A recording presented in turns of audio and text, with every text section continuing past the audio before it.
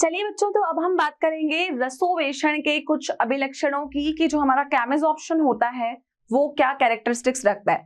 तो यहाँ पर मैं कैमेजॉर्प्शन के आपको 4 कैरेक्टरिस्टिक्स की बात बताऊंगी। 4 इसके अभिलक्षणों के बारे में हम चर्चा करेंगे। तो देखिए, इसका पहला अभिलक्षण क्या है। पहला अभिलक्षण है उच्च विशिष्टता। ठीक है, उच्च विशिष्टता का मतलब होता है कि जो आपका कैमेजॉर्प्शन होता है वो नेचर में हाईली स्पेसिफिक होता है। स्पेसिफिक क्यों होता है? क्योंकि आपको पता है कि जब कैमेजॉर्प्शन होगा तो वहां पर जो बंध बनेंगे वो कौन से बनेंगे। कैमेजॉर्प्शन में हमेशा रासायनिक बंध बनते हैं। क्या बनते हैं? रासायनिक बंध। और जब भी रासायनिक बंध बनते हैं तो उनका नेचर कैसा होता है, उनमें उच्च विशिष्टता होती है, वो बिल्कुल स्पेसिफिक होते हैं। तो देखिएगा, रसोवेशन अतिविष्ट होता है या केवल तभी होता है जब अधिशोषक एवं अधिशोष्य के मध्य रासायनिक बंध बनने की संभावना हो। एक है आपके पास में अधिशोषक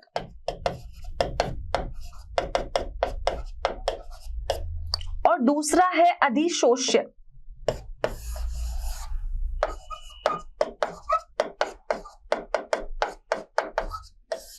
अधिशोषक कौन हुआ? एड्सॉर्बेंट। अधिशोष्य कौन हुआ?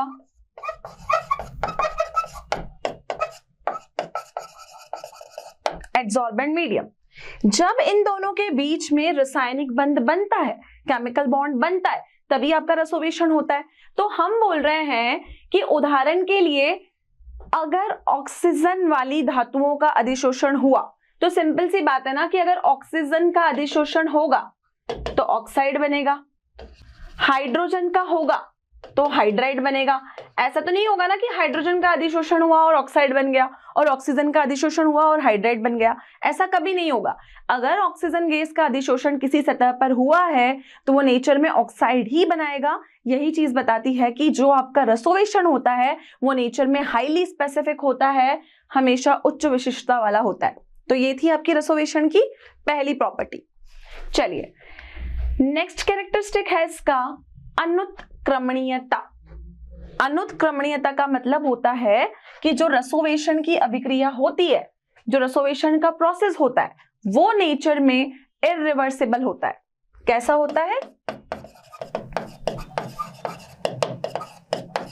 इरिवर्सिबल।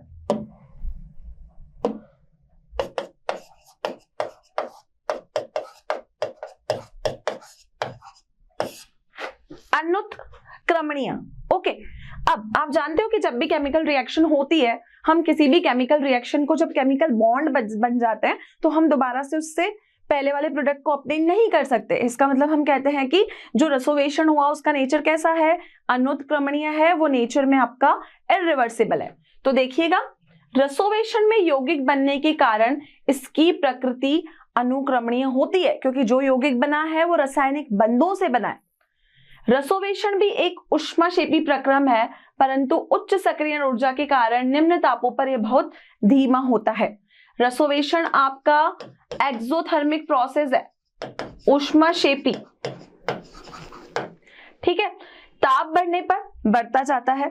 निम्न ताप पर गैस का भौतिक अधिशोषण उच्च ताप पर रसोवेशन में बदल जाता है। साधारणतया उच्च दाब भी रसोवेशन के लिए सहायक होता है। अगर कोई चीज नॉर्मल टेम्परेचर पर फिजियोप्शन कर रही है तो टेम्परेचर अगर आपने बढ़ाया तो वो क्या करने लग जाएगी? वो वहां पर केमिजॉर्प्शन करने लग जाएगी। तो अगर मैं निम्न ताप की बात करूं, एक हो गया नॉर्मल टेम्परेचर और दूसरा हो गया बच्चों हाई टेम्परेचर। तो देखिएगा, जब अपन निम्न ताप की बात करेंगे, नॉर्मल टेम्परेचर की बात करेंगे, तो नॉर्मल टेम्परेचर पर जो अधिशोषण होगा वो भौतिक अधिशोषण होगा, फिजियोप्शन होगा।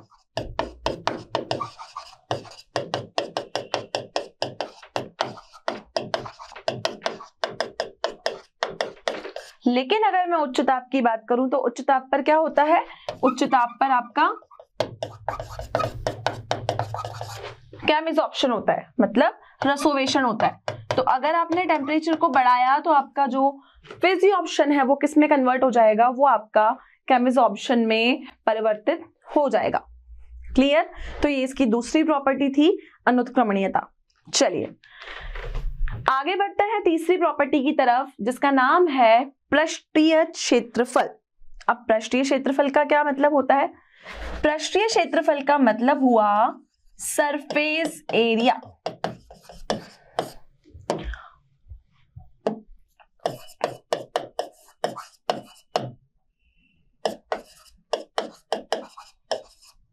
अब मैंने आपको बहुत बार एक चीज बताई है कि अगर आपने किसी चीज के सरफेस एरिया को बढ़ा दिया ना, तो आपका एड्सॉर्प्शन भी बढ़ जाता है। एड्सॉर्प्शन क्या होता है? अधिशोषण होता है। सरफेस एरिया को बढ़ाओगे तो अधिशोषण भी क्या होगा? बढ़ता जाता है। तो सरफेस एरिया को बढ़ाया, एरिया ज्यादा है तो अधिशोषण बढ़ा। तो बच्चों, भौतिक अधिशोषण के समान रसोशेषण भी अधिशोषक का पृष्ठीय क्षेत्रफल बढ़ाने से बढ़ता है। जैसा आपने देखा कि सरफेस एरिया बढ़ाने से एड्सॉर्प्शन बढ़ा, तो आपका जो भौतिक अधिशोषण होता है, भौतिक अधिशोषण जो होता है, फिजियोप्शन जो होता है, वो बढ़ता है। कब? जब आपने पृष्ठीय क्षेत्रफल को बढ़ाया। ठीक है, लेकिन जो आपका रसोवेशन होता है,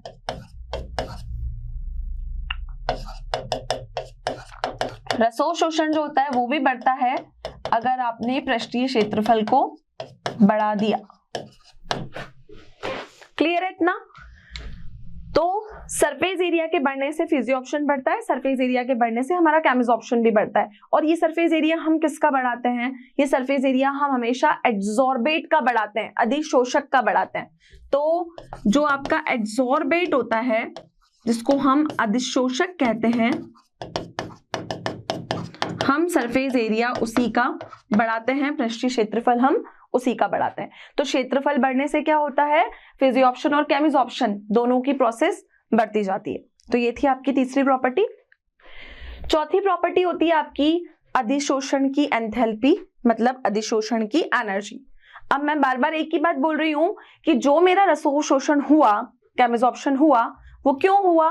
क्योंकि वहां पर रासायनिक बंध बने, केमिकल बॉन्ड बने। और आप जानते हो कि केमिकल बॉन्ड को बनने में और तोड़ने में हमें बहुत ज्यादा एनर्जी की रिक्वायरमेंट होती है। तो यहाँ पर एंथैल्पी क्या होगी? बहुत ज्यादा होगी। रसोशोषण की एंथैल्पी उच्च होती है क्योंकि इसमें रासायनिक बंध का निर्माण होता है। तो रासायनिक बंध बने, इसी वजह से देखो इसकी एंथैल्पी बहुत ही उच्च है, 80 to 240 किलो जूल पर मोल। कितनी एनर्जी हुई बच्चों? इसकी एनर्जी होती है 80 से लेके 240 किलो जूल पर मोल। तो हम बोलेंगे कि जो रसोवेशन है उसकी एनर्जी ज्यादा क्यों है? क्योंकि यहाँ पर बंध कौन से हैं? रासायनिक बंध। क्लियर हुआ? तो केमिसॉर्प्शन की आपके पास में यही 4 इंपॉर्टेंट प्रॉपर्टीज थी। पहला था इसकी उच्च विशिष्टता, कि केमिसॉर्प्शन हमेशा नेचर में कैसा होता है? हाईली स्पेसिफिक होता है। दूसरी प्रॉपर्टी थी आपकी टेम्परेचर, ठीक है। तीसरी प्रॉपर्टी थी आपकी सरफेस एरिया, और चौथी प्रॉपर्टी है आपकी एंथैल्पी, कि एंथैल्पी ज्यादा होती है क्योंकि बंध कैसे बनते हैं? केमिसॉर्प्शन में आपके केमिकल बॉन्ड बनते हैं। और एक प्रॉपर्टी थी आपकी अनुत्क्रमणीयता, टेम्परेचर नहीं, टेम्परेचर तो हम एंथैल्पी से रिलेट करेंगे। अनुत्क्रमणीयता का मतलब हुआ कि उसका रिवर्सिबल, इरिवर्सिबल नेचर। क्लियर? तो 4 प्रॉपर्टीज हो गई हमारे पास में किसकी? केमिसॉर्प्शन की। क्या क्या? पहला, नेचर में हाईली स्पेसिफिक, उच्च विशिष्टता वाला होता है। दूसरा, नेचर में इरिवर्सिबल होता है, अनुत्क्रमणीय होता है। तीसरा, सरफेस एरिया बढ़ाने के साथ ये भी बढ़ता है। और चौथा, इसकी जो एंथैल्पी होती है वो बहुत ज्यादा होती है।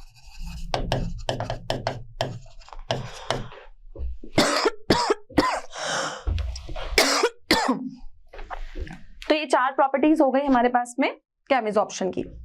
चलिए, अब हमारी एनसीईआरटी में बच्चों एक टेबल गिवन है जो बेसिकली आपके भौतिक अधिशोषण और रसोशोषण के बीच में तुलना करती है कि दोनों के बीच में आपका क्या क्या डिफरेंस होता है। तो दोनों के डिफरेंस की हम यहाँ पर बात कर लेते हैं। देखिए, पहला है आपका भौतिक अधिशोषण। पहली प्रॉपर्टी है इनके फोर्स के बारे में। अब आपको पता है कि फिजिकल जो एब्जॉर्प्शन होता है उसमें जो अधिशोषण और अधिशोष्य माध्यम होता है आपका, अधिशोष्य और अधिशोषक दोनों के बीच में ना बहुत ही वीक फोर्सेस होते हैं और उन वीक फोर्सेस को हम कहते हैं वैन डर वाल्स फोर्सेस। लेकिन जब रसोव शोषण हुआ तो वहां केमिकल बॉन्ड बने, तो केमिकल बॉन्ड बनने की वजह से जो रासायनिक बंध होते हैं उनके वो बहुत ही ज्यादा स्ट्रांग होते हैं। ठीक है, तो सबसे पहले तो यहाँ पर कौन से फोर्सेस की बात की है, देखो ये है फोर्स या बॉन्डिंग की। यह वैन डर वाल बलों के कारण उत्पन्न होता है। जो हमारा भौतिक अधिशोषण है वो क्यों हुआ, क्योंकि जो बॉन्ड्स हैं वीक है और फोर्स कैसा है, वीक वैन डर वाल फोर्स है।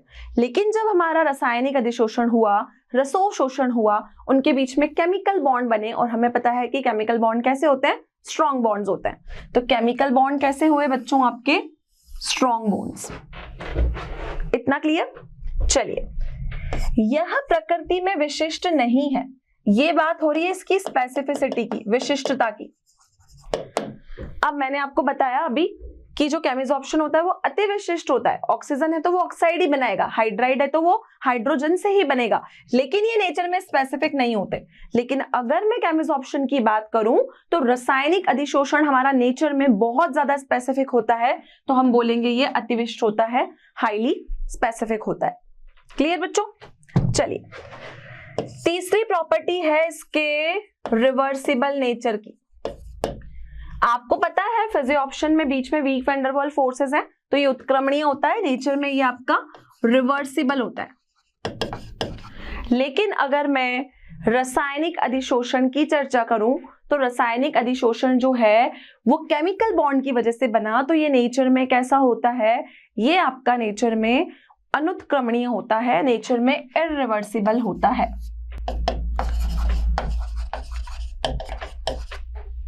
क्लियर है।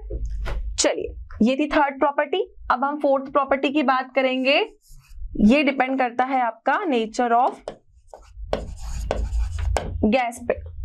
ठीक है, यह गैस की प्रकृति पर निर्भर करता है। जब फिजियोप्शन होगा तो ये गैस के नेचर पर डिपेंड करेगा। अधिक आसानी से द्रवणीय गैसें सहजता से अधिशोषित होती है। गैस की नेचर पे डिपेंड करने का क्या मतलब है कि जो गैसें द्रवीय होती है ना उनको अधिशोषण करना बहुत आसानी से होता है, तो हमेशा फिजियोप्शन गैस के नेचर के ऊपर भी डिपेंड करता है। सिमिलरली बच्चों, यह भी गैस की प्रकृति पर निर्भर करता है। अगर मैं केमिजॉर्प्शन की बात करूं, रासायनिक अधिशोषण की बात करूं, रसोव शोषण की बात करूं, तो ये भी क्या करता है आपका गैस के नेचर के ऊपर एंटायरली डिपेंडेंट होता है।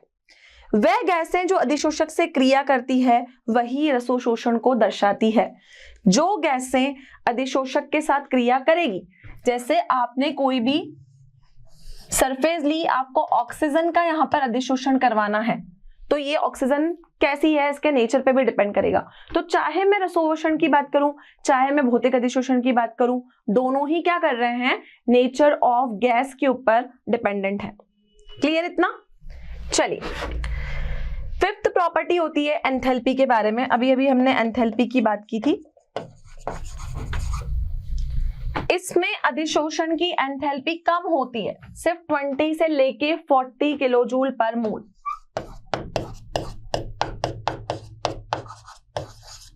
कितनी एनर्जी है, 20 से लेके 40 किलोजूल पर मोल। लेकिन इसमें अधिशोषण की एंथैल्पी बहुत ज्यादा होती है। अभी मैंने आपको बताया था 80 to 240 होती है, यहाँ पर 30 to 240 मेंशन है।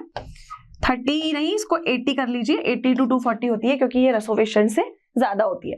एंथैल्पी वहां कम क्यों है, क्योंकि वहां पर जिन बलों का प्रयोग है वो आपके वीक वैन डर वाल फोर्सेस है। और यहाँ एनर्जी ज्यादा क्यों है, क्योंकि यहाँ पर जो बॉन्ड बने हैं वो रासायनिक बंध है, केमिकल बॉन्ड्स हैं। क्लियर। तो ये थी आपकी फिफ्थ प्रॉपर्टी। आगे हमारे पास में जो सिक्स्थ प्रॉपर्टी अधिशोषण की दी हुई है वो है अधिशोषण के लिए निम्न ताप सहायक होता है। टेम्परेचर की बात की गई है। अगर फिजियोप्शन करवाना है ना तो फिजियोप्शन के लिए नॉर्मल टेम्परेचर ही काफी है, नॉर्मल टेम्परेचर पर होता है। लेकिन प्यारे बच्चों, अगर मैं केमिजॉर्प्शन की बात करूं तो अगर आप टेम्परेचर बढ़ाते जाओगे तो ये हाई टेम्परेचर पर होता है। ताप बढ़ने पर अधिशोषण भी क्या होता है, बढ़ता जाता है। तो जैसे जैसे हम टेम्परेचर को बढ़ाएंगे तो फिजियोप्शन हमारा केमिजोप्शन में कन्वर्ट होता जाएगा। क्लियर? चलिए नेक्स्ट है, इसमें सुप्रेक्ष्य सक्रियण ऊर्जा की आवश्यकता नहीं होती, कभी कभी उच्च सक्रियण ऊर्जा की आवश्यकता होती है। इसको करवाने के लिए आपको कोई भी है ना एक्सटर्नल एनर्जी की जरूरत नहीं है, ठीक है, लेकिन अगर आपने उसको करवाया क्योंकि वो हाईली स्पेसिफिक है तो कभी कभी उसको सक्रियण ऊर्जा की जरूरत पड़ती है। क्लियर? 8 होता है आपका सरफेस एरिया। यह पृष्ठीय क्षेत्रफल पर निर्भर करता है, क्षेत्रफल के बढ़ने पर फिजियोप्शन भी बढ़ता है। अब ये भी बताया केमिजोप्शन भी सरफेस एरिया पर डिपेंड करता है, पृष्ठीय क्षेत्रफल पर निर्भर करता है। अगर पृष्ठीय क्षेत्रफल आपका ज्यादा होगा तो आपका रसोवेशन भी क्या होगा, बढ़ता जाएगा। तो सरफेस एरिया आपने बढ़ाया तो भौतिक अधिशोषण भी बढ़ेगा, साथ में रासायनिक अधिशोषण भी बढ़ेगा, क्योंकि एरिया बड़ा हो गया तो हम बोलते हैं सरफेस एरिया के बढ़ने के साथ साथ जो आपका अधिशोष्य होता है उस और अधिशोषक के बीच में अधिशोषण करने की क्षमता होती है वो भी क्या होती है, बढ़ती जाती है। तो ये थी आपकी 8th प्रॉपर्टी। 9th प्रॉपर्टी है इसकी लेयर्स के बारे में। उच्च दाब पर अधिशोषक के पृष्ठ पर ये बहुअणक परतों के रूप में परिमाणित होता है। ठीक है, अगर मैं प्रेशर को बढ़ा दूं, किसकी बात कर रही हूं मैं, हाई प्रेशर की। हाई प्रेशर पर ये क्या करता है, इसके बीच में ना बहुत सारी मल्टीपल लेयर्स बना लेता है। क्या होती है, मल्टीपल लेयर्स हो जाती है, लेकिन ये इसका नेचर केमिकल बॉन्ड बनाने का है।